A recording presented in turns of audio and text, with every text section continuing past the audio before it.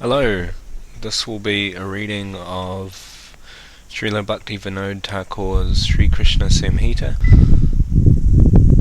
Hello, this will be a recording of Sri Krishna Samhita by Srila Bhaktivinode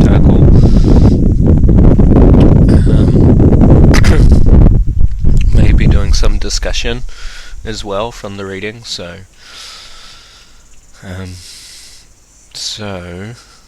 we'll just start from the start. Probably won't be doing the Sanskrit, so we go. Chaitanyat Mane Bhagavate Namaha. There are two types of literatures, those which bestow artha or material results, and those which bestow paramatma or paranartha or spiritual results. Geography, history, astrology, physics, psychology, Ayurveda, microbiology, mathematics, language, poetry, music, logic, yoga, religion, law, architecture, and weaponry are all included in the first category. This book aims at revealing a particular subject, that is, its artha or result. When all results complement each other and ultimately yield the supreme result in the form of the soul's ultimate destination, that is called paramartha. The literatures that discuss the attainment of this supreme result are called paramartic sastra, or spiritual literatures. Many spiritual literatures have been compiled in India and abroad. In India, many sages from time immemorial have compiled various spiritual literatures after duly considering the spiritual topics. Among them, Srimad Bhagavatam is the topmost. This book consists of 18,000 verses. In this book, the 10 principal subject matters of this world have been discussed in some places as direct instructions and elsewhere as history. Among these 10 subjects, the last, Asraya, is the Paramartha Tattva or spiritual subject. The Asraya Tattva or summum bonum is very confidential and unlimited. Although Asraya Tattva is spontaneously manifested to the living entities, in people's present conditional state that transcendental subject is very difficult to comprehend. That is why the compiler of Srimad Bhagavatam was compelled to compassionately and clearly discuss the other 9 truths. Such a matchless book has not been properly explained till now. The people of India and other countries can be divided into 2 categories, the ass-like and the swan-like. Among these 2, the ass-like are in the majority, the swan-like in the minority. Swan-like people abstract the purport of the scriptures for their own advancement and thus benefit themselves. That is why the real purport of Srimad Bhagavatam has not yet been clearly revealed. I had a great desire to translate Srimad Bhagavatam in this proper swan-like way, but I have no time to translate this huge work. For this reason, I am now extracting the main purport of this great literature and presenting it in the form of Sri Krishna Samhita. As I was not satisfied after writing the verses of this book, I translated them into Bengali. I hope learned people will always scrutinizingly discuss this book in order to ascertain the spiritual subject matters. Everyone has the right to discuss spiritual topics, yet people are divided into 3 categories according to their qualifications. Those who do not possess independent power of discrimination are in the first category and are called neophytes, or those with soft faith. They have no alternative to faith. If they do not accept whatever the compilers of the scriptures write as the order of the Lord, then they fall down. They are qualified only for understanding the gross meanings of the science of Krishna. They have no qualification for understanding the subtle meanings. Until they gradually advance by good association and instruction, they should try to advance under the shelter of faith. Those who have not yet succeeded in connecting faith with argument are second grade, or madhyam adhikari, and those who are expert in connecting these 2 are perfect in all respects. They are able to attain perfection by utilizing material resources in their independent endeavors. They are called topmost or uttam adhikari. Among these 3, it is necessary to ascertain who is the proper candidate for studying this book. The neophytes are not qualified, but they can gradually become qualified by attaining a higher stage through good fortune. The expert topmost persons have no direct need for this book other than to strengthen their own conclusions. Still, they should discuss this book with due respect in order to benefit the madhyam adhikaris. Therefore, it is the madhyam adhikaris who are the proper candidates for studying this book. All the above-mentioned three categories of people are qualified to study Srimad Bhagavatam, yet most of the commentaries on this matchless book are composed for the benefit of neophytes. The commentators were all swan-like persons, and they have exhibited more compassion towards the neophytes than towards the Madhyams. Whenever they discuss jnana, they are referring to Brahma Gyan, or the impersonal understanding of the Absolute Truth. Therefore, modern speculators are not benefited. Nowadays, many people of our country discuss foreign literature and science with a desire to scrutinize its significance. They quickly become faithless after observing the indirect presentations by the writers of the scripture and the scriptural commentaries that are appropriate for the above-mentioned neophytes. They then either adopt a different religion or become famous by introducing a new one. The danger with this is that such people uselessly waste their time inventing a new level of understanding while leaving aside the previous Mahajan's perfect path, which automatically uplifts one from a lower qualification to a higher one. If there were some literatures appropriate for the Madhyam Adhikaris to discuss, then no anatas or unwanted things in the form of sub-religion, cheating religion, irreligion would have entered India. The principal purpose of this book is to fulfill the above-mentioned requirement. Actually, this book will directly and indirectly benefit all three types of persons, the Uttam, Madhyam, and Kanista. Therefore, they should all respect this book. Sectarianism is a natural byproduct of the Absolute Truth. When acharyas first ascertain and instruct the truth, it is not polluted with sectarianism, but the rules and regulations received through disciplic succession regarding the goal and the method of achieving it are changed in due course of time according to the mentality and locale of the people. A rule that is followed by one society is not necessarily accepted in another society. This is why one community is different from another. As a community gradually develops more respect for its own standards, it develops hatred towards other communities and considers their standards inferior. These sectarian symptoms are seen in all countries since time immemorial. This is prominent among neophytes and found to some extent amongst Madhyam Adhikaris. Amongst Uttam Adhikaris, however, there is no trace of sectarianism. Adherence to a particular standard is the prominent symptom of a society. There are three types of standards: Alochakagata, Alochanagata, and Aloshyagata. Alochakagata is when sectarianists accept some external signs. Examples of Alochakagata are tilak, neck beads, saffron robes, as well as the baptism practice abroad. The different activities practiced in the process of worship are called Alochanagata. Examples of Alochanagata are sacrifices, austerities, fire sacrifices, vows, studying scriptures, deity worship, constructing temples, respecting the purity of various trees and rivers, dressing like sannyasis, acting like acharyas, dressing like brahmacharis or grihastas, closing one's eyes, respecting particular types of books, rules and regulations in eating, and respecting the purity of particular times and places. The examples of Loshyagata are attributing personalism or impersonalism on the Supreme Lord, installing deities, exhibiting the mood of an incarnation of the Lord, speculating on heaven and hell, and describing the future destination of the soul. The different forms of these spiritual activities create divisions of sectarianism. Differences that arise from places, times, languages, behaviors, foods, dresses, and natures of various communities are incorporated within their spiritual practices and gradually make a community so completely different from another community that even the consideration that everyone is a human being may cease to exist. Due to these differences, there is disagreement, cessation of social intercourse, and fighting, even up to the point of killing one another. When an arse-like mentality becomes prominent within the Kanista Adhikaris, then they certainly indulge in these things.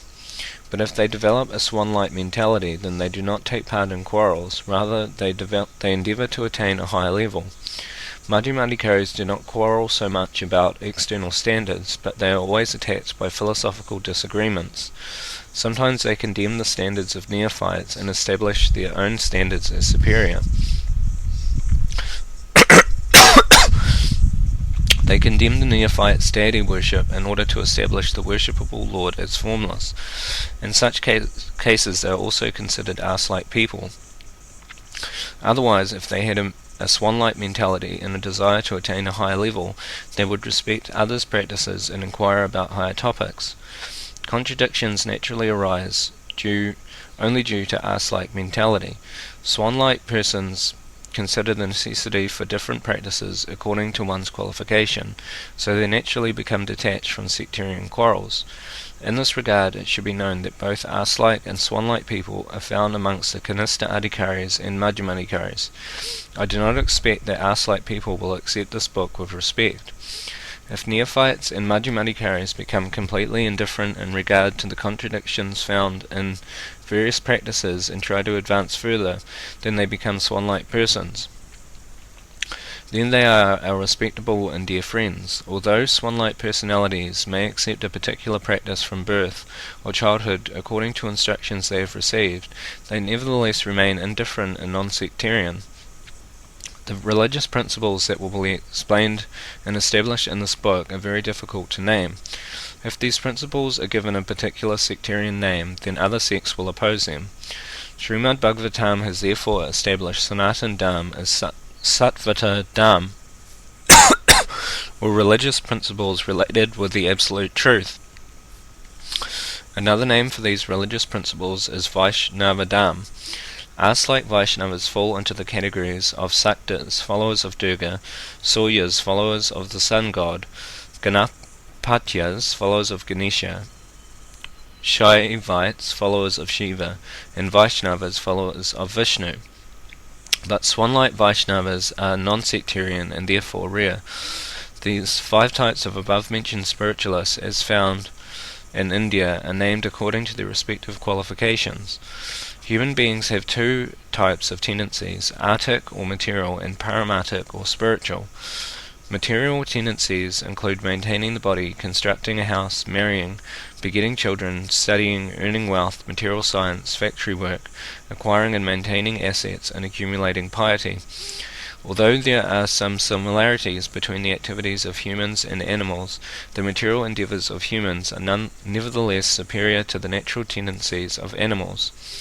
If after executing their material activities human beings do not take shelter of their constitutional activities, then they are so-called 2-legged animals. The constitutional activities of a pure soul are called one's swadharma, or prescribed activities.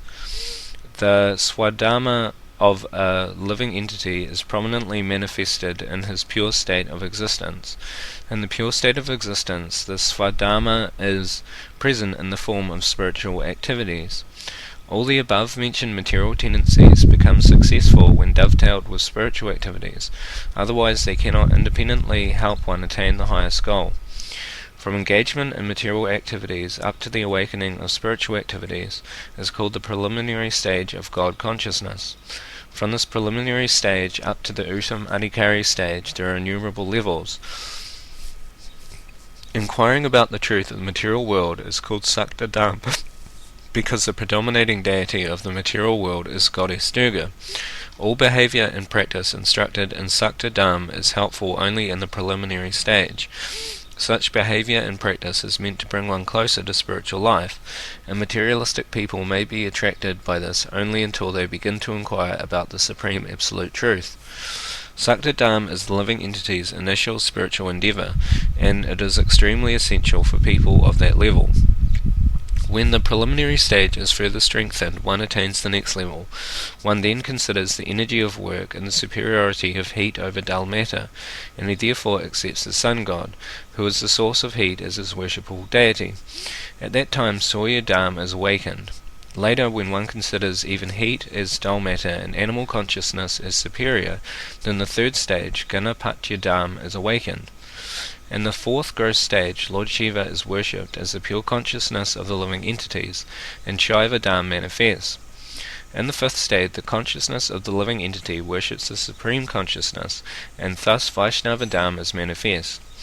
Generally, there are 5 types of paramatic dharmas, or spiritual duties, that have been known by different names in different countries at different times.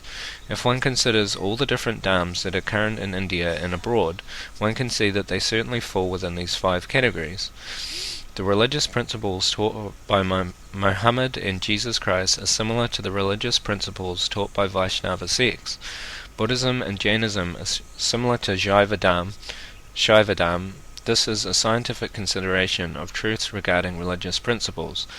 Those who consider their own religious principles as real dharma and others' religious principles as irreligion or sub-religion are unable to ascertain the truth due to being influenced by prejudice. Actually, religious principles followed by people in general are different only due to the different qualifications of the practitioners. But the constitutional religious principles of all living entities are one. It is not proper for swan-like persons to reject the religious principles that people in general follow according to their situation. Therefore, with due respect to the religious principles followed by people in general, we will now discuss the living entities' constitutional religious principles. Sattvata Dharma, or non-sectarian Vaishnava Dharma, is the living entity's constitutional or eternal religious principles, but the Vaishnava Dharma that is found in the Mayavad Sampradaya is only an indirect imitation of those principles. When such sectarian Vaishnava Dharma becomes transcendental, that is, when it is freed from impersonalism, then it becomes Sattvata Dharma, or religious principles related with the Supreme Truth. The different Sampradayas, namely Dvaita, dualism, Dvaita, simultaneous oneness and difference, Shuddha Dvaita, purified oneness, and Vishishta Dvaita, specific monism, that are found in Sattvata Dharma are nothing but wonderful varieties of sentiments within the Vaishnava science. Actually, the various Sampradayas are not the result of differences in the basic truth. Impersonalism is diametrically opposite to the science of bhakti. Those Vaishnavas who have accepted impersonalism are not pure Vaishnavas. It is our duty to consider when and how Vaishnava Dharma has manifest in this country, India.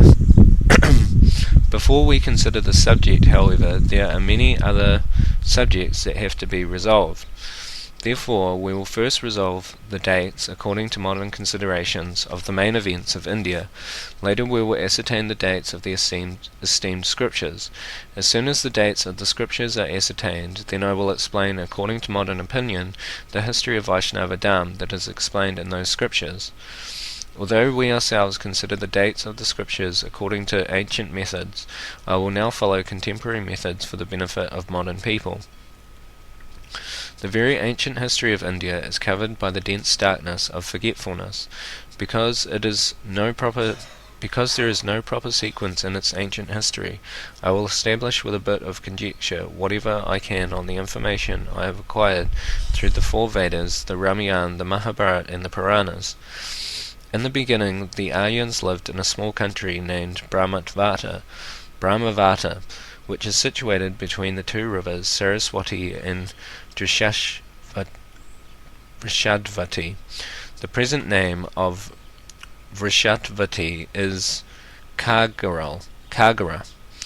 By discussing the meaning of the name Brahmavata, it is assumed that the Aryans came from another country to reside therein. We cannot ascertain exactly where they came from, but it is believed that they came from some northwest country. When they came, they were relatively civilized according to the time. There is no doubt about this. Being proud of their own civilization, they used to disregard the local natives. It is said that when the Aryans disregarded the local natives, the natives' king, Rudradev, showed the Aryans his prowess by accepting in marriage the hand of Sati, the daughter of Prajapati Daksha, thus making an alliance with Daksha. Nevertheless, the Aryans were so proud that after the marriage of Sati they did not respect her or her husband. That is why Sati hated herself and gave up her body in Daksha's sacrificial arena, and thereafter Shiva with his followers began to heavily torture the Aryans.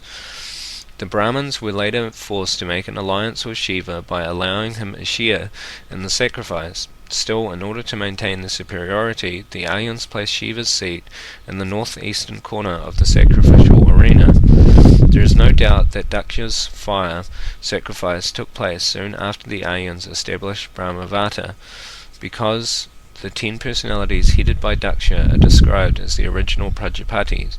The wife of Prajapati Daksha was named Prushuti.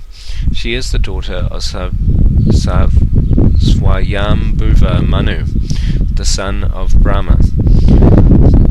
Swayambhuva Manu and the Prajapatis were the original inhabitants of Brahmavata. Another son of Brahma was Marishi, whose son was Kasyapa. The son of Kasyapa was Vivasvan, whose son was Vaivasvatu Manu. The son of Vaivasvatu Manu was Ishkvaku. From this, we must conclude that the Surya dynasty began with the 6th generation from Brahma. At the time of Maharaj Ishkvaku, the Aryans were living in a place called Brahmasi. According to modern calculation, the above-mentioned 6 generations enjoyed their kingdom for 200 years. Because Brahmavata was too small, it was expanded within this 200 years and called Brahmasi. The Aryans were very eager to expand their dynasty, and they had so many children that Brahmavata became too congested to suit their needs. Modern scholars say that some civilized personalities like Chandra were inducted into the Aryan race at that time. According to their calculation, in those 200 years, there were 8 Manus, beginning from Swayambhuva Manu up to Vaivasvata Manu. Okay. We'll return in a moment.